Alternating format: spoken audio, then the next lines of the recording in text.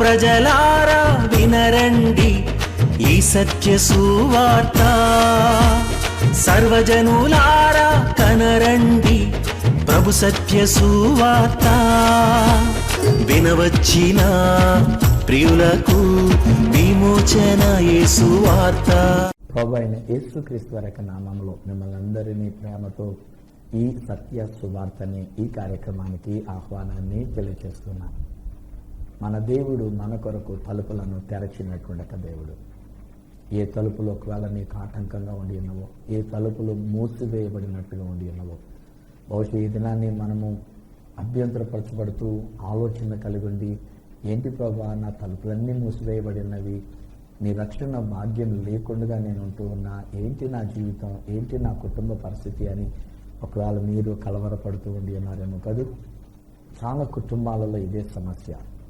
మా ఇంటిల్లిపాదికి రక్షణ కావాలి, మా కుటుంబానికి రక్షణ కావాలి. ఒకసారి మొన్న ఒక సహోదరి నా దగ్గరికి వచ్చింది, ప్రార్థన కావాలని.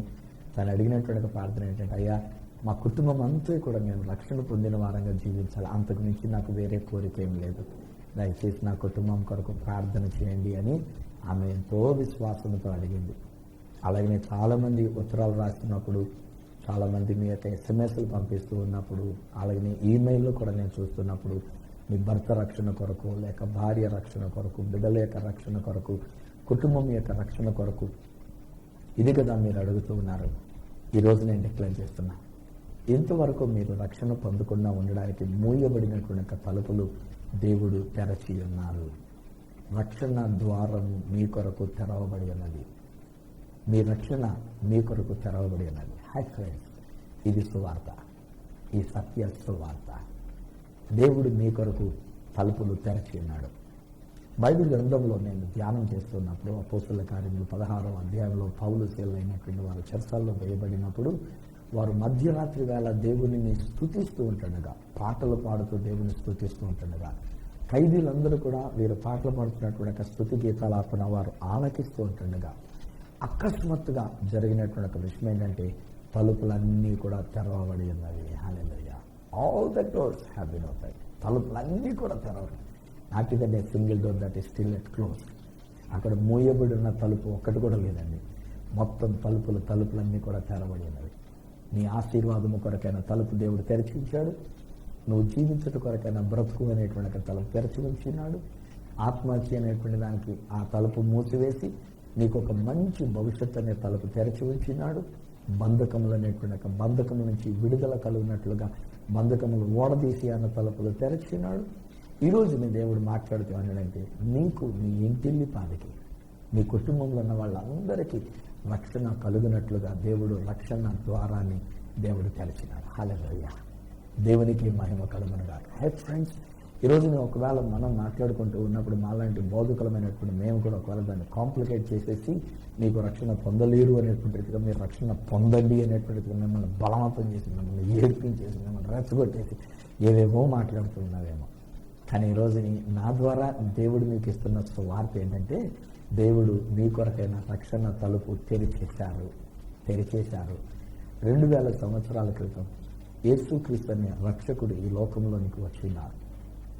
ఆయన పుట్టినప్పుడే దేవదూత చెప్పినటువంటి ఒక మాట, నేడు రక్షకుడు మీ కొరకు పుట్టి ఉన్నాడు. యేసు అనేటువంటి ఒక పేరు పెట్టినప్పుడు, యేసు అనే మాటకు అర్థం తన ప్రజలను వారి పాపముల నుండి రక్షించువాడు గనుక ఆయనకు యేసు అనే పేరు పెడతారు అని అది కూడా చెప్పి ఉన్నాడు. కాబట్టి యేసు అనగా మన పాపము నుండి మనల్ని రక్షించడానికి వచ్చిన రక్షకుడు. ఎలాగున మన పాపము నుండి రక్షించినాడు? పాత నిబంధనలో దేవుడు ఒక సాదృశ్యాన్ని చెప్తాడు.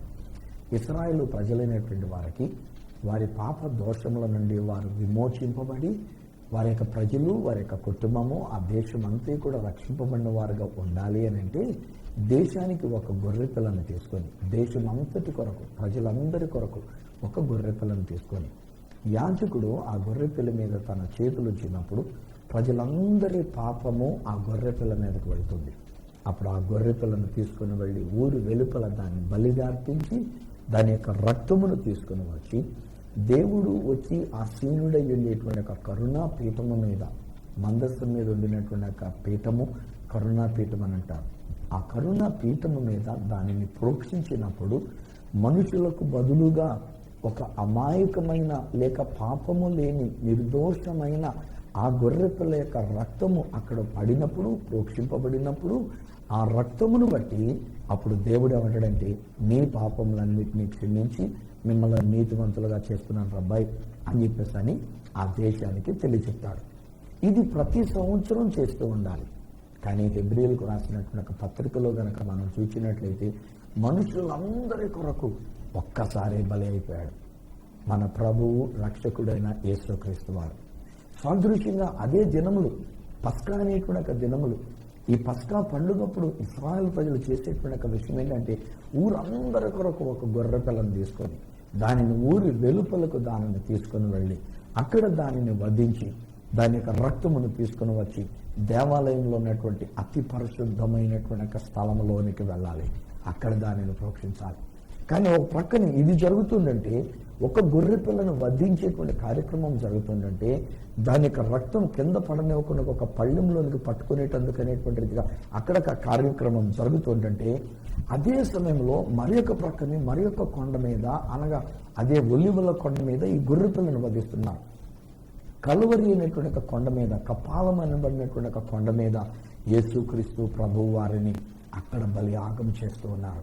మనుషులందరి కొరకు, అంటే నా కొరకు, ఐ ఫ్రెండ్స్, మీ కొరకు, మానవులమైనటువంటి మనందరి కొరకు, ఈ 2000 సంవత్సరాలుగా ఉన్న ప్రతి మానవుని కొరకు, యేసు ప్రభుకి ముందుండినటువంటి ఒక మానవుల కొరకు, ఒకవేళ ప్రభు అయిన యేసుక్రీస్తు వారి యొక్క రెండవ రాకడ ఇంకా ఆలస్యమైతే ఇంకా ముందుకి పుట్టబోయేటువంటి వారి యొక్క పాపముల కొరకు ఒకే ఒకసారి పరిపూర్ణమైనటువంటి ఒక బలియాగముగా ఆ యేసుక్రీస్తు ప్రభు వారు ఆయన గొర్రె పిల్లగా వెళ్ళి ఉన్నారు. అందుకని ఇదిగో లోక పాపమును మోసుకొని పోయే దేవుని గొర్రె పిల్ల, ఏ పాపము లేని గొర్రె పిల్ల, నిర్దోషమైనటువంటి ఒక గొర్రె పిల్ల, నిష్కలంకమైనటువంటి ఒక రక్తము కలిగినటువంటి ఒక గొర్రె పిల్ల, తండ్రి నుంచి వచ్చినటువంటి బీజము కాదు గనక, పరిశుద్ధాత్మ వలన, మాట వలన గర్భము దాచబడినటువంటి వాడు గనక, స్త్రీ గర్భములో పుట్టినటువంటి వాడు గనక, జన్మ పాపము లేనటువంటి నిర్దోషమైన గొర్రెపిల్ల వంటి యొక్క రక్తాన్ని ఆయన శిలువ మ్రాను మీద చిందించడానికి 2000 సంవత్సరాల క్రితం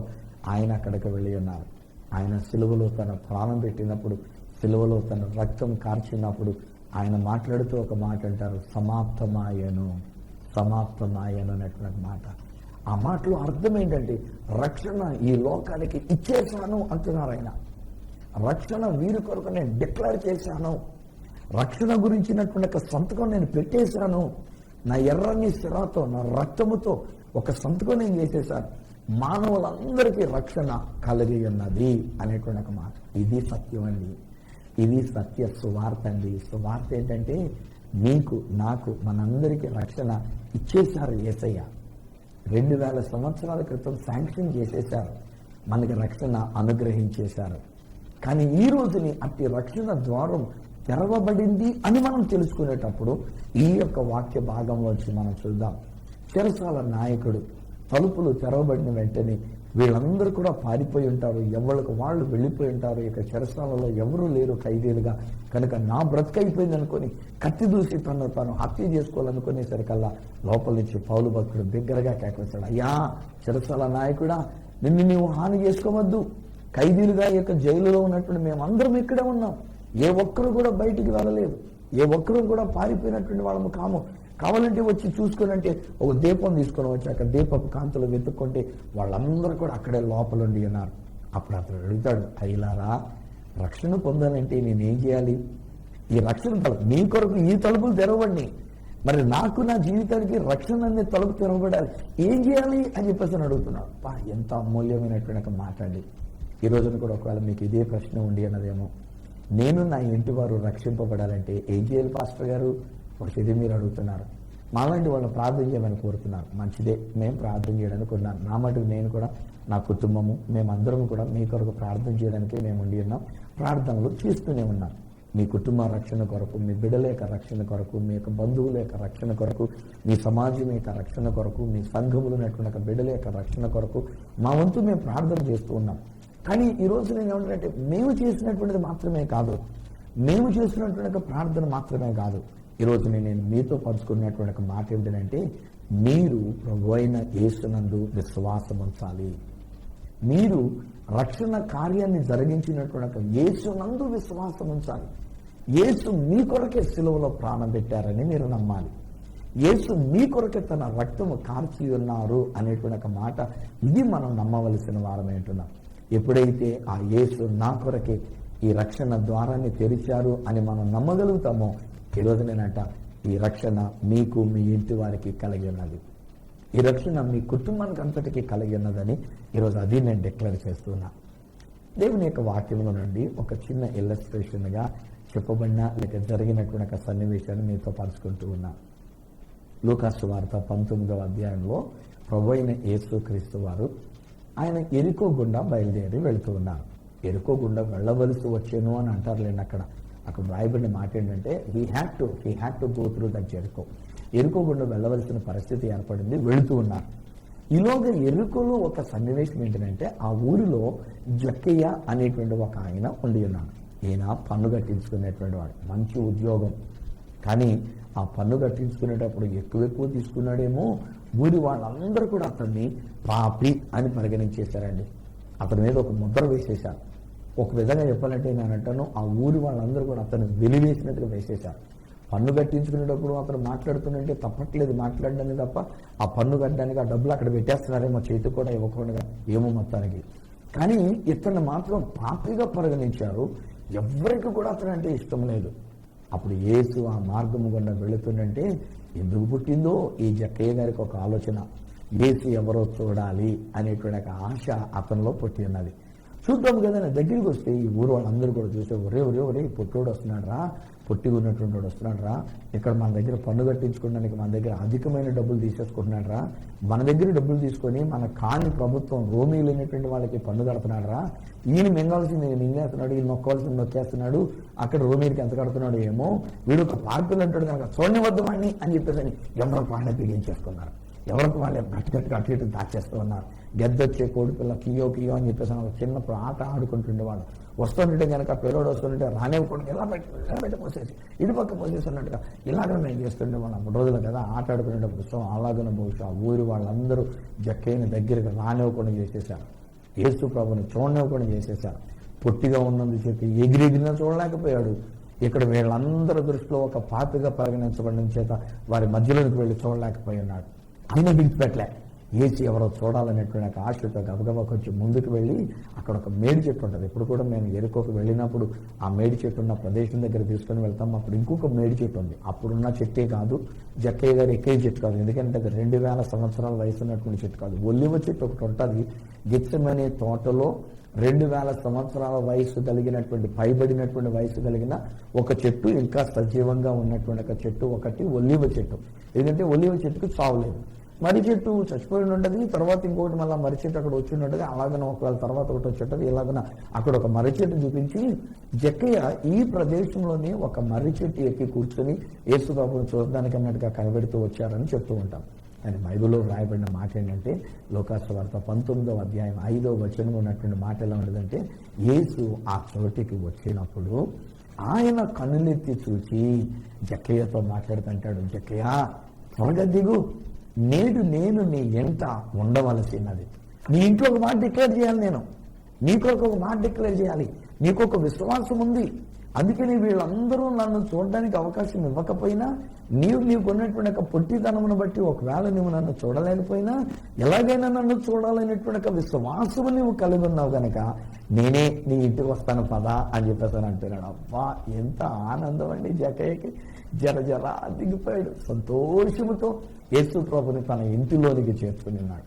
నేను కూడా చాలాసార్లు ఇలాంటి ఒక అనుభవం ఎదుర్కొంటూ ఉంటాను. అదేంటంటే, నేను ఎప్పుడైనా ఏదైనా రూట్లో వెళుతున్నప్పుడు, కారులో వెళుతూ ఉన్నప్పుడు, ఆ రూట్లో నాకు తెలిసిన వాళ్ళు ఎవరైనా ఉన్నారు అని అనుకుంటే, ఒకవేళ ఇజ్రాయెల్ దేశం నాతో పాటు వచ్చినటువంటి వాళ్ళు ఎవరైనా ఉన్నారో అని అనుకుంటే, వాళ్ళకు ఫోన్ చేయడమో లేకపోతే ఫోన్ చేయకూడదని నాకు తెలిసిన ప్రకారంగా అయితే చిన్నగా ఇంటికి వెళ్ళిపోవడమో, ఇంటికి వెళ్ళిపోయి తెలుసుకొని తలుపు కొట్టేసరికి వాళ్ళు చూసి అవాక్కైపోతారు. చూడరాజు గారు ఆయన టీవీలో చూసాం, ఈయన మా ఇంటికి వచ్చేవాడు ఇలా అక్కడక్కడ నిలబడిపోయి నన్ను ఇంట్లోకి రమ్మని కూడా పిలవకుండా కొన్నిసార్లు అయితే కొంతమంది అలాగే ఉండిపోతున్నటువంటి వాళ్ళు, కొంతమంది అవాకైపోయి ఏం చేస్తున్నా తెలియకుండా కుర్చీ మీద పడేసి గ్లాసుల కింద పడేసి ఇలాగ అయిపోతూ ఉంటుంది వాళ్ళ యొక్క జీవితం. నేను అనుకుంటా, ఆఫ్టర్ ఆల్ నేను ఒక మామూలు వ్యక్తిని, ఒక పొట్టివాడినైనటువంటి సువార్తరాజుగా ఉండినటువంటి వ్యక్తిని, నేను వస్తేనే ఎంతలా అయిపోతున్నారే, స్వయంగా యేసయ్య అనేటువంటి ఒక రక్షకుడు మీ ఇంటిలోనికి వస్తే అబ్బాయి ఎంత ఆనందం అండి. జక్కయ్య ఇంకేం ఆలోచించలే. ఈ జక్కయ్యకి నిజంగా చెప్పాలంటే ఇంట్లో ఎలాంటి పరిస్థితి ఉందో, ఇంట్లో ఒకవేళ ఎలాంటి సిచ్యువేషన్ ఉందో, దుప్పట్లు సరిగ్గా ఉన్నాయో లేవో, ఇల్లు శుభ్రంగా ఉందో లేదు, ఎందుకంటే భార్య కూడా ఇంట్లో కనబట్టలేదు కనుక తుక్కు అయిపోయి ఉండొచ్చు, అంత చెత్త ఉండొచ్చు, ఎక్కడ అంట్లు అక్కడే పడేసి ఉండొచ్చు, ఎక్కడ దుప్పట్లు అక్కడే బహుశా లేచిన వెంటనే మనోడు మళ్ళీ బట్టలు వేసుకుని బయటకు వెళ్ళిపోవడం జరుగుతుంది కనుక బహుశా సరైన బట్టలు లేకుండా బట్టలన్నీ కూడా ఎక్కడ మీద కాక పడేసి ఇలాంటి పరిస్థితి అదేం పట్టించుకోలేదు. యేసు ప్రభు ఇంట్లోకి వస్తానన్నాడు. అమాంతంగా సంతోషంగా ఆ యేసు ప్రభుని తన ఇంటిలోనికి తీసుకొని వెళ్ళినాడు. అంతే, జక్కయ్య జీవితం మారిపోయిందండి. ఇప్పుడు దాకా జక్కయ్య అన్యాయంగా సొమ్ము సంపాదిస్తూ వచ్చినటువంటి వాడు, నాలుగింతలుగా డబ్బులు వేసుకుని సంపాదిస్తూ వచ్చినటువంటి వాడు ఈసారి లేచి నిలబడి మాట్లాడుతుంటాడు, ప్రభువా యేసు నువ్వు నా ఇంట్లోకి వచ్చావు, ఏంటో నా జీవితం ఎలా కనిపిస్తా ఉంది, ఇప్పుడు దాకా రాని అని చెప్పేసి నేను పోగేసుకున్నటువంటి నేను నా ఆస్తిలో సగం నేను ఇప్పుడు పేదలకు ఇచ్చేస్తాను యేసు బాబా అని ఎంత ధైర్యంగా నిలబడి అతను సాక్షి చెప్తాడు. సగం ఇచ్చేస్తా, ఈ ఉన్న సగంలో కూడా అంటారు కదా, ఎవరెవరి దగ్గర నేను అన్యాయంగా తీసుకున్నానో వాళ్ళందరికీ 4 ఇంతలు మళ్ళీ తిరిగి ఇచ్చేస్తాను ప్రభు అని చెప్పేసానంటే అప్పుడు యేసు ప్రభు ఒక మాట అంటున్నారు, నేడు ఈ ఇంటికి రక్షణ వచ్చి ఉన్నది. హై ఫ్రెండ్స్, ఈరోజు నేను మీతో కూడా అదే మాట చెప్తూ ఉన్నాను. ఒక దైవ సేవకునిగా దేవుని తరపున, ప్రభు తరపున ఈరోజు ఈ సత్య సువార్తను ప్రకటిస్తున్నాను. నేను మీతో చెప్పగలిగినటువంటి ఒక మాట ఏంటంటే, మీ ఇంటికి రక్షణ వచ్చి ఉన్నది. అమ్మా సిస్టర్ గారు, బహుశా నీ కొడుకు గురించి నువ్వు కన్నీరు పెడుతున్నావా? కొడుకు సరిగ్గా లేదండి, కొడుకు తిరుగుబాటుతనంతో ఉంటున్నాడండి, ఇంటి పట్టయి ఉండటం లేదండి, చెడు స్నేహాలకి బానిసైపోయాడండి, వేరే వాళ్ళతో జీవిస్తూ ఉన్నాడండి, ఎవరో ఒక అమ్మాయితో సహవాసం చేస్తూ ఉన్నాడండి, ఇంట్లో మేము పెళ్లి చేద్దామని అంటే పెళ్లి ఒప్పుకోవట్లేదండి, ఒక పెళ్ళైన ఆవిడతో తను తిరుగుతూ ఉన్నాడండి, బహుశా కుమార్తె యొక్క జీవితం సరిగ్గా లేదండి, కుమార్తె మా మాట వినటం లేదండి, చదువు సరిగ్గా చదవటం లేదండి, పెళ్లి చేసామన్న మాటే కానీ పెళ్లితో తన భర్తతో తను ఉండటం లేదండి, ఆ భర్తను విడిచిపెట్టేసి మా దగ్గరికి వచ్చి ఇప్పుడు వేరొక అబ్బాయితో తన స్నేహం చేస్తూ ఉందండి. అయ్యో మా జీవితం ఏంటో, మా పరిస్థితులు ఏంటో, మా ఇల్లంతా కూడా నరకం అయిపోయిందండి, మా ఇంటిలో రక్షణ లేదండి. ఇది బహుశా నువ్వు అనుకుంటూ ఉన్నావేమో. ఈ రోజు నేను చెప్తున్నాను వినండి, యేసు మీ ఇంటిలోనికి వచ్చినాడు. యేసు క్రీస్తు ప్రభువారు మీ ఇంటికి రక్షణ ఇవ్వడానికి రక్షకుడిగా ఆయన మీ ఇంటిలోనికి వచ్చినారు. ఇది నన్ను ఒకవేళ ఎటువంటి జీవితం మీరు కలిగి ఉన్నప్పటికీ, ఇంటిల్లిపాది ఎటువంటి సమస్యలతో మీరు ఉంటూ ఉన్నప్పటికీ, ఇంటిలో సరైన నెమ్మది లేకుండా ఉంటూ ఉన్నప్పటికీ, ఇంటిలో సరైన రక్షణ లేని పరిస్థితి ఒకవేళ మీ ఇంట్లో మీకు కనబడుతూ ఉన్నప్పటికీ, ఇది దాన్ని దేవుని యొక్క సేవకునిగా నేను మాట చెప్తున్నా, మీ ఇంటికి రక్షణ వచ్చి ఉన్నది. మీ ఇంటిల్లిపాదికి రక్షణ అనే తలుపు తెరవబడి ఉన్నది. బహుశా జక్కయ్య ఇంట్లోకి వెళ్ళేటప్పుడు తలుపు బడేలు తీసుకుంటాడు ఆయన, సీటు తీయటం బహుశా గట్టిగా గెంటేసి ఉంటాడు ఆయన. ఇప్పటి వరకు రక్షణ లేని ఆ ఇంటిలో, చిందరవందర అయిపోయినటువంటి ఇంటిలో, అల్లరల్లరగా ఉండినటువంటి ఇంటిలో, గొడవలు అయిపోతున్నటువంటి ఇంటిలో, మనస్పర్ధలతోటి ఒకరినొకరు విడిచిపెట్టేసినటువంటి ఇంటిలోనికి ఇప్పుడు యేసు వస్తున్నారు కనుక తలుపు తీసేసరికల్లా యేసు ఆ ఇంటిలోనికి వచ్చాడు. ఒక్క మాట యేసే అనలేదు కదా. అక్కడ బైబిల్ గ్రంథంలో మనం చదువుకున్నట్లయితే లోకసువార్త 19వ అధ్యాయంలో, ఏమయ్యా జక్కయ్య ఎంత చితగా గలీజుగా ఉంచుకున్నాం ఇల్లు, ఎక్కడ వస్తువులు అక్కడే ఉన్నాయి, ఎక్కడ బట్టలు అక్కడే ఉన్నాయి, ఎక్కడ దుప్పట్లు అక్కడే ఉన్నాయి, ఎక్కడ మర్చిపోయినటువంటి పరిస్థితులు అక్కడే ఉన్నాయి, ఎక్కడ అంట్లు అక్కడే ఉన్నాయి, ఎక్కడ చెత్త అక్కడే ఉండి అన్నది. ఏమయ్యా నీ బ్రతుకు, ఎంత పెద్ద ఉద్యోగం అన్న మాట కానీ నీ అంతరంగ జీవితం చూస్తే, తలుపు తీసిన తర్వాత లోపలిగా చూస్తే ఇలాంటి బ్రతుకేంటయ్యా అని చెప్పేసి ఒక్క మాట నాడే యేసయ్య, నో నెవర్, నా యేసు ఇంట్లోకి వస్తే చాలు రక్షణ వచ్చేసిందంటాను నేను. అమ్మా సిస్టర్ గారు, యేసు మీ ఇంట్లోనికి వచ్చారమ్మా. బ్రదర్, మీకు కూడా నేను చెప్తున్నాను, యేసు మీ ఇంట్లోనికి వచ్చినా బహుశా మీ భార్యతో మీరు మాటి గొడవలు అవుతూ ఉన్నాయి కాదు, ఆమె మిమ్మల్ని అర్థం చేసుకోలేకుండా ఇష్టం వచ్చిన మాట్లాడుతూ ఉంది కాదు. చాలాసార్లు పురుషులు అయినప్పటికీ సరే మీరే తగ్గించుకుంటూ ఉన్నారు. ఎప్పుడైనా తను అర్థం చేసుకుంటుంది, ఎప్పటికైనా తను గ్రహించుకుంటుంది, ఎప్పటికైనా తను మారు మనసు పొందుతుంది అనుకొని బహుశా మీరు ఎంతో ఓపికగా సహనంగా ఉండి ఉన్నారు. మీ ఒక ఓర్పు, మీ యొక్క సహనం, మీ సాత్వికం ఒకవేళ అలుసుగా తీసుకొని ఆమె కూడా ఇష్టం వచ్చినట్టు మాట్లాడుతూ ఉన్నది, ఇష్టం వచ్చినట్టు ప్రవర్తిస్తున్నది, మీరు తట్టుకోలేకపోతూ ఉన్నారు. కొట్టేయాలన్నంత కోపం వచ్చేస్తుంది, కానీ కొట్టలేకుండా మీ మనస్సాక్షి గద్దిస్తూ ఉంది కదా. ఈరోజు నేను చెప్తున్నా, కొట్టొద్దులే, భార్యను కొట్టద్దు. భార్యను కొట్టడం పెద్ద గొప్ప సంగతి కాదు, భార్యను చేసుకుంటూ పెద్ద గొప్ప సంగతి కాదు. నేను ఇలా మాట్లాడుతున్నంటే ఒక బ్రదర్ బహుశా నీ భార్యను మాటికి కొడుతున్నారు కాదు, మీతోటే నేను చెప్తున్నా, వద్దండి. మీ ఇంటిని పాదికి దేవుడు రక్షణ ఇచ్చినాడు. భార్యను కొట్టొద్దండి, భార్య మీద చేయి చేసుకోవద్దండి. కర్రతో కొట్టేస్తున్నారు, మీరు చేతులతో కొట్టేస్తున్నారు. చాలా విషపు చూపుగా మీరు చూస్తూ ఉన్నారు. మీ మాటలు కూడా మీరు మాట్లాడుతున్నట్టే ఆమె చచ్చిపోవాలన్నంత అనిపిస్తున్నట్టుగా అలాంటి భయంకరమైన మాటలు, డబుల్ మీనింగ్ మాటలు, చెడ్డ మాటలు మీరు వద్దు బ్రదరు. పాపం సహోదరి, తనను కూడా మనం దయగలచాలి, అంతే తప్ప మనం తన మీద అలా కోపంగా ఉండకూడదు. ఈరోజు నేను చెప్తున్నా, యేసు అనే రక్షకుడు మీ ఇంటిలోనికి వచ్చినారు. ఈ సత్య సువార్త మీ ఇంటిలోనికి వచ్చింది అనంటే నా యేసు రక్షకుడు మీ ఇంటిలోనికి వచ్చినారు. ఈరోజు నాకు సందేశం ఏంటంటే మీ ఇంటిల్ని పదికి దేవుడు రక్షణ అనుగ్రహించినాడు. అపోస్తల కార్యంలో 16వ అధ్యాయంలో తెరవబడినటువంటి ద్వారం దగ్గర తలుపులు తెరవబడి ఉంటే లోపలికి వెళ్లి చూచినటువంటి చెరసాల నాయకుడు ఈసారి వాళ్ళని అడుగుతున్నాడు, అయ్యలారా నేను రక్షణ పొందాలంటే నేను ఏం చేయాలి? అప్పుడు పౌలు భక్తుడు మాట్లాడుతున్నాడు, ప్రభువైన యేసునందు విశ్వాసం ఉంచు, అప్పుడు నీవు నీ ఇంటి వారందరూ రక్షణ పొందుతారు. వాళ్ళని ఇంటికి తీసుకుని వెళ్ళాడు, వాళ్ళ గాయాలు కడిగాడు, వాళ్ళకు భోజనం పెట్టాడు. ఆ తర్వాత బైబిల్లో వ్రాయబడిన మాట ఏంటంటే అతడు అతని ఇంటి వారందరూ కూడా యేసునందు నమ్మిక ఉంచి బాప్తిస్మము తీసుకొని ఇంటి వారందరితో కూడా సంతోషంగా ఆనందంగా ఉండగలిగినాడంట. హల్లెలూయా. ఈ రోజుని మన క్రైస్తవ సమాజంలో నేను బాధపడుతున్న ఒక విషయం ఏంటంటే భర్త దేవుని యొక్క సన్నిధికి వచ్చి రక్షింపబడిన వాడై ఉంటే భార్య ఒక్కొక్కసారి చికాకు అయిపోతూ ఉంటుంది, భార్య చెడ్డగా ప్రవర్తిస్తూ ఉంటుంది, భార్య చెడు స్నేహాలతో ఉంటూ ఉంటుంది, చెడ్డ జీవితాన్ని కలిగి ఉంటూ ఉన్నది. భార్య ఒకవేళ దేవుని యొక్క సన్నిధానికి వచ్చి రక్షింపబడితే ఆ భర్త చెడు జీవితాన్ని కలిగి ఉంటూ ఉన్నాడు, వేరొకరితో అక్రమ సంబంధాలు పెట్టుకుంటూ ఉన్నాడు, చివరికి ఇంటికి ఆ వేరొకరైనటువంటి వాడిని తీసుకుని వస్తూ ఉన్నాడు. భయంకరమైన జీవితం. భార్య భర్తలైనటువంటి తల్లిదండ్రులుగా వారు ప్రభువైన యేసునందు విశ్వాసం నుంచి గుడికి వెళ్దామనుకుంటే బిడ్డలు చీడపురుగుల్లా తయారవుతూ ఉన్నారు, బిడ్డలు ఒక చెడ్డ జీవితాన్ని జీవిస్తూ ఉన్నారు. తల్లిదండ్రులకు అప్రతిష్ట తీసుకొని వచ్చేటువంటి విధంగా, తల్లిదండ్రులకు చెడ్డ పేరు తెచ్చేటువంటి విధంగా భయంకరమైన జీవితం. ఎవరెవరినో వివాహం చేసుకొని ఎవరెవరితో వాళ్ళకి జీవితాన్ని కలుగుండి, పెళ్లి పెటాకులు లేకుండా అక్రమమైన సంబంధాలు కలుగుండి, త్రాగుడికి బానిసలైపోయి ఆరోగ్యాన్ని పాడు చేసుకొని బిడ్డల జీవితాలు నాశనం అయిపోతున్నాయి. ఈ రోజు నేను చెప్తాను, నో, ఇక మీదట అలా ఉండడానికి వీల్లేదు. తలుపులు మీ ఇంటికి తెరవబడి ఉన్నవి, రక్షణ ద్వారము మీ ఇంటికి తెరవబడి ఉన్నది. ఈరోజు యేసు క్రీస్తు వారి యొక్క నామంలో నేను తెలియజేస్తున్నా, మీరు మీ కుటుంబం అంతయు, మీరు మీ బిడ్డలు, మీరు మీ యొక్క కుటుంబంలోనికి వచ్చినటువంటి వారు అందరూ రక్షింపబడిన వారే. ఈరోజు యేసు యొక్క రక్షణ నేను మీకు ప్రకటన చేస్తున్నా.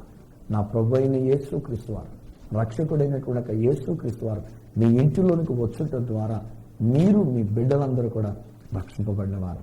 కొంచెం ఒక కుటుంబంలో నేను చూస్తూ ఉన్నా, మీ ఇంటికి వచ్చినటువంటి ఒక కోడండ్రు కానీ, మీ ఇంటికి వచ్చినటువంటి అల్లుండ్రు కానీ, బహుశా వారి వలన మీరు సమస్యలు ఎదుర్కొంటూ ఉన్నారేమో.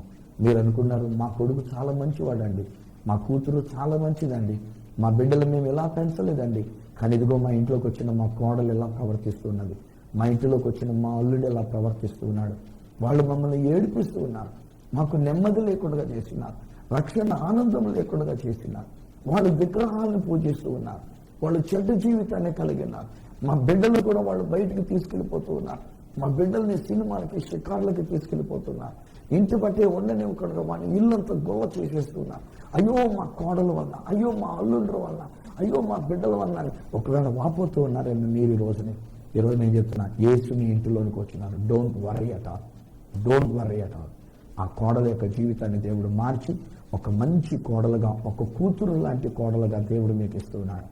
ఆ అల్లుడి గారి యొక్క జీవితాన్ని కూడా దేవుడు చక్కనైన జీవితంగా మార్చి ఒక మంచి కొడుకు లాంటి జీవితాన్ని ఆ యొక్క అల్లుడిని దేవుడు మీ కొరకు ఇచ్చినాడు. మిమ్మల్ని ఒక కొడుకు చూసుకునేటట్టుగా ఆ యొక్క అల్లుడి గారి యొక్క జీవితం మార్చబడినది. ఎందుకంటే యేసు మీ ఇంటిలోనికి వచ్చిన్నారు గనక.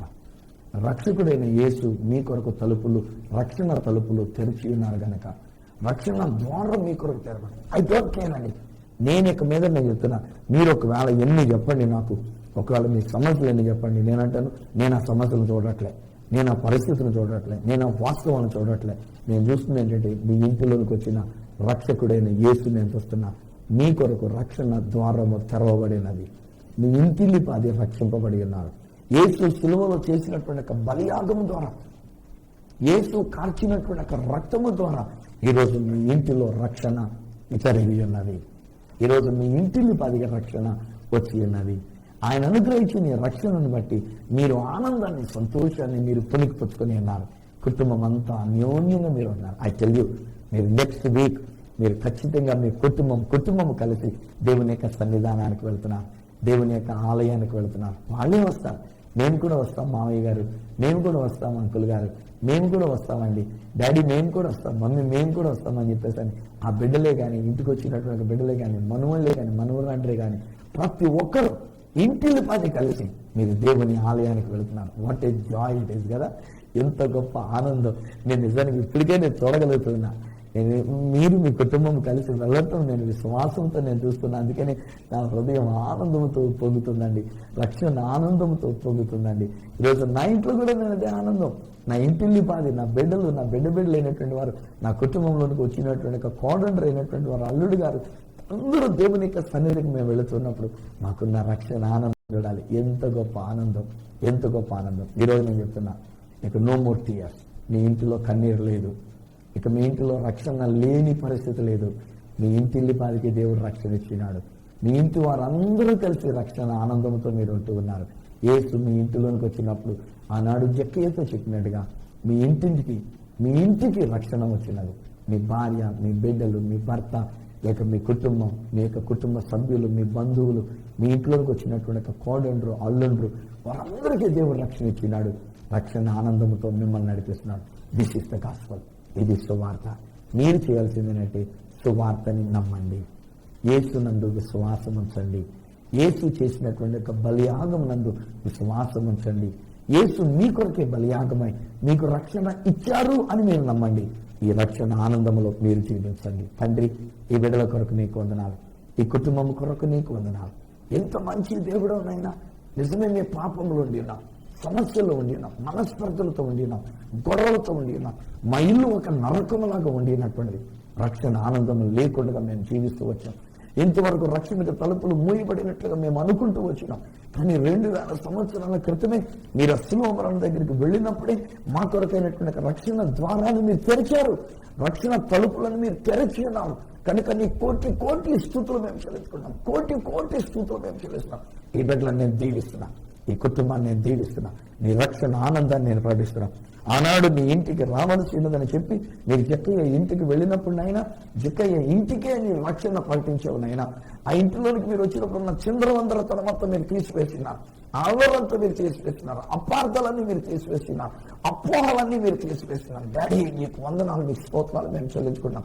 మీరు ఇచ్చిన రక్షణ కొరకు నీకు స్తోత్రాలు. బహుశా ఇల్లు విడిచిపెట్టి వెళ్ళిపోయిన భార్య తిరిగి వచ్చేసిందేమో, నాన్న బిడ్డలు కూడా తిరిగి వచ్చేసినారేమో, ఇల్లంతా కూడా చక్క పెట్టుకుని ఉన్నదేమో. నీ రక్షణ ఆనందంతో జరిగినటువంటి ఒక విషయం. అదే ప్రకారంగా ఇంట్లో కూడా నేను ప్రకటిస్తున్నాను. ఏమోనైనా ఒకవేళ భార్య ఇల్లు విడిచిపెట్టి వెళ్ళిందో, లేక భర్త ఇల్లు విడిచిపెట్టి వెళ్ళి ఉన్నారో, నీ రక్షణ ఇంటికి నేను ప్రకటించిన ప్రకారంగా ఆ భర్త తిరిగి వచ్చినారు, ఆ భార్య తిరిగి వచ్చినారు, ఆ బిడ్డల వల్ల తిరిగి వచ్చినారు. ఇంటిని పది నీ మందిరానికి వెళ్ళడానికి సిద్ధపడుతున్నారు. నెక్స్ట్ వీకేనైనా సండే వచ్చినప్పుడు, ఆదివారం నాడు వచ్చినప్పుడు వారందరూ కలిసి నీ మందిరానికి వెళ్ళి నిన్ను ఆరాధించినట్లుగా నీ కృప ఈ ఇంటికి ఇచ్చినందుకు నీకు వందనాలు. అలనాడు ఆ చెరసాల నాయకునికి తెరవబడిన తలుపులతో ఇంటి వారందరూ కలిసి బాప్తిస్మం పొందుకొని, ఇంటి వారందరూ కలిసి నీ రక్షణ ఆనందాన్ని పొందుకున్నందుకు నీ కోటి స్తుతులు మేము చెల్లించుకుంటూ, ఈ బిడ్డలను దీవిస్తూ, ఈ కుటుంబాన్ని దీవిస్తూ, ఈ ఇంటికి నీ రక్షణ ప్రకటిస్తూ యేసు నామమున ప్రార్థించి పొంది నామ తండ్రి, ఆమేన్. తండ్రి, కుమార, పరిశుద్ధాత్మలను దేవదేవుని దీవెన ఆశీర్వాదం ఆయన బిడ్డలుగా మీకు, మీ కుటుంబానికి నిత్యము తోడైంది, రక్షణ ఆనందముతో నింపి నడిపించును గాక. ఆమేన్, ఆమేన్. వెళ్ళు బిడ్డలు, దేవుని యొక్క రక్షణ మీ ఇంటిలోనికి వచ్చినది. మీ ఇంటిలో పది రక్షణ. Don't look at your problem. సమస్యలు చూడొద్దు, ఆ బిడ్డల యొక్క వాస్తవం వైపు చూడొద్దు. యేసు మీ ఇంట్లోనికి వచ్చారు, మీ ఇంట్లోనికి వచ్చిన రక్షకుడైన యేసు వైపు చూసి మీరు కూడా మాట పలకాలి. ఎస్, రక్షణ నా ఇంటికి వచ్చింది, నేను నా ఇంటి వారు రక్షింపబడి ఉన్నాం. ప్రభు మమ్మల్ని రక్షించినారు, మా పాపములు దోషములు క్షమించినారు. ఇక మీద మాకు మనస్పర్ధలు లేవు. మేము మా కుటుంబం అంతా కలిసి దేవుని యొక్క సన్నిధానానికి మేము వెళ్ళడానికి సిద్ధంగా ఉండినాం. మేము దేవుని యొక్క మందిరానికి వెళుతున్నాం అనుకొని ఈ మాటలే పలుకుతూ ఉండండి. ప్రభు ఇచ్చిన రక్షణ ఆనందంతో మీరు జీవించండి. ఒకవేళ ఈ విషయంలో మీరు ఏదైనా నాతో పంచుకోవాలని కోరుకుంటున్నా, ఒకవేళ ఏదైనా ప్రార్థన విన్నపం నాకు తెలియజేయాలని కోరుకున్నా, ఇంకా ఇంట్లో ఎవరైనా రక్షణ లేకుండా ఉన్నట్లయితే వారి రక్షణ కొరకు మేము మీ కొరకు ప్రార్థన చేయాలని కోరుకుంటే ఒక ఉత్తరం ద్వారా కానీ, ఒక ఫోన్ కాల్ ద్వారా కానీ, ఒక SMS ద్వారా కానీ, ఒక వాట్సాప్ మెసేజ్ ద్వారా కానీ మీరు మాకు తెలియజేయాల్సిందిగా మనం చేస్తున్నాం. నా అడ్రస్ ఈ సత్య సువార్త, సామర్లకోట 533440, తూర్పుగోదావరి జిల్లా, ఆంధ్రప్రదేశ్. అడ్రస్ మరొకసారి చెప్తూ ఉన్నా, ఈ సత్య సువార్త, సామర్లకోట్ 533440, ఈస్ట్ గోదావరి డిస్ట్రిక్ట్, ఆంధ్రప్రదేశ్. అప్పటికొకవేళ నాతో మీరు ఫోన్లో మాట్లాడాలని కోరుకున్నట్లయితే నా ఫోన్ నెంబర్స్ 9848110907, 9440040992, 888855276662. ఒకవేళ నాకు ఈమెయిల్ ఏదైనా తెలియజేయాలని కోరితే నా ఈమెయిల్ ఐడి ఈ సత్య సువార్త @gmail.com. మళ్ళీ నెక్స్ట్ ప్రోగ్రాంలో మిమ్మల్ని కలుసుకునేటంత వరకు మిమ్మల్ని అందరినీ మన రక్షకుడైన ఆ యేసయ్య చేతులకే మిమ్మల్ని అప్పగిస్తూ మీ దగ్గర సెలవు తీసుకుంటున్న మీ ప్రియమైన సహోదరుడు ఈ సత్య సువార్త రాజు.